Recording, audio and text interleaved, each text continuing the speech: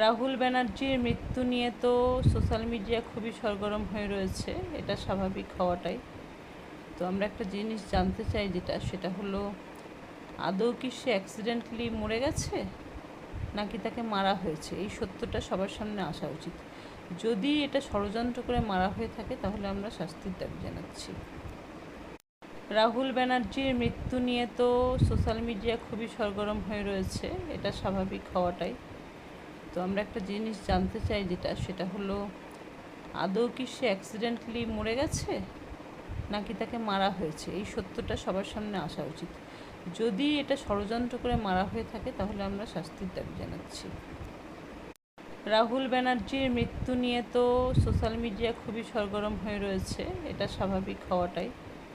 তো আমরা একটা জিনিস জানতে চাই, সেটা হলো আদৌ কি সে অ্যাক্সিডেন্টালি মরে গেছে নাকি তাকে মারা হয়েছে, এই সত্যটা সবার সামনে আসা উচিত। যদি এটা ষড়যন্ত্র করে মারা হয়ে থাকে তাহলে আমরা শাস্তির দাবি জানাচ্ছি। রাহুল ব্যানার্জির মৃত্যু নিয়ে তো সোশ্যাল মিডিয়া খুবই সরগরম হয়ে রয়েছে, এটা স্বাভাবিক হওয়াটাই।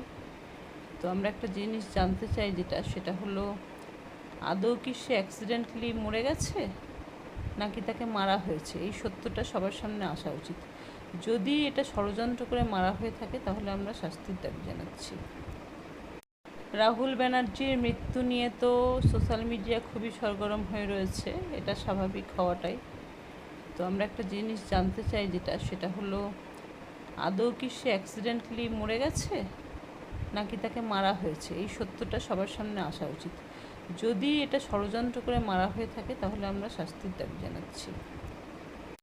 রাহুল ব্যানার্জির মৃত্যু নিয়ে তো সোশ্যাল মিডিয়া খুবই সরগরম হয়ে রয়েছে, এটা স্বাভাবিক হওয়াটাই। তো আমরা একটা জিনিস জানতে চাই, সেটা হলো আদৌ কি সে অ্যাক্সিডেন্টালি মরে গেছে নাকি তাকে মারা হয়েছে, এই সত্যটা সবার সামনে আসা উচিত। যদি এটা ষড়যন্ত্র করে মারা হয়ে থাকে তাহলে আমরা শাস্তির দাবি জানাচ্ছি।